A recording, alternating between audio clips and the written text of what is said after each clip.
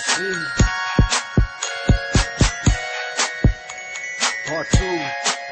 Yeah, bad beats. Here we go. Tinitigasan na naman ako sa iyong ganda. Dahil sa iyong ganda ako'y napatanga. Suso mo na napakalaki parang pakwan. Buti ang iyong katawan at puwet mong malaman. Pwede ka bang maitama pagtapos mo dyan? Pagkatapos maginuman magbabanatan. Iitsak ka sa kama tuloy ang tuhugan.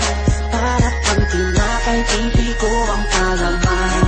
Tinitigasan Pag dumadaan ka sa aking harapan, di ko malaman kung paano ba kakalagan aking nararamdaman. Dami ko ng dahilan, di ko malaman kung paano papakawalan ang pinakamatigas na burat sa Pilipinas pati na sa Asya.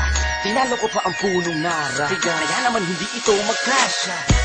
Sa buking ina mo, napakaganda ng pagkakagawa sa'yo. Dahil mga mata mo nabigani sa iyo, kapakita ko lang naman na tinigasan ako. Ay, miss, oo nga pala, nananaginip ako na nakahubad ka na sa kama ko. Magpapatuho ka na ba? Naninigas na to, di ito maisplikas. Tinitigasan na naman ako sa iyong ganda. Dahil sa iyong ganda ako'y napatanga. Suso mo na napakalaki parang pakwan. Buti ang iyong katawan at puwet mong malaman. Pwede ka bang maitama pagtapos mo dyan? Pagkatapos maginuman magbabanatan.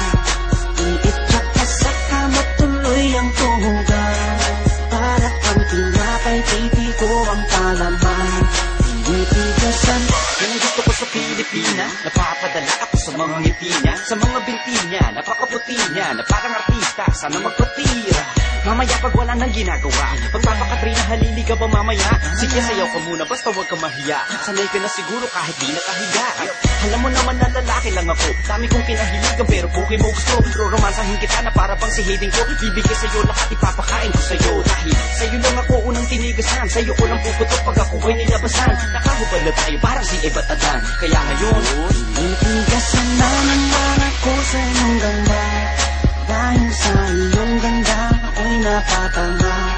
Suso mo na napakalaki parang pakwan. Buti ang iyong katawan at puwet mong malaman. Pwede ka bang maitama pagtapos mo dyan? Pagkatapos maginuman magbabanatan. Iitsak ka sa kama tuloy ang tuhugan. Para pang tinapay pipi ko ang palaman. Tinitigasan pinalaman niya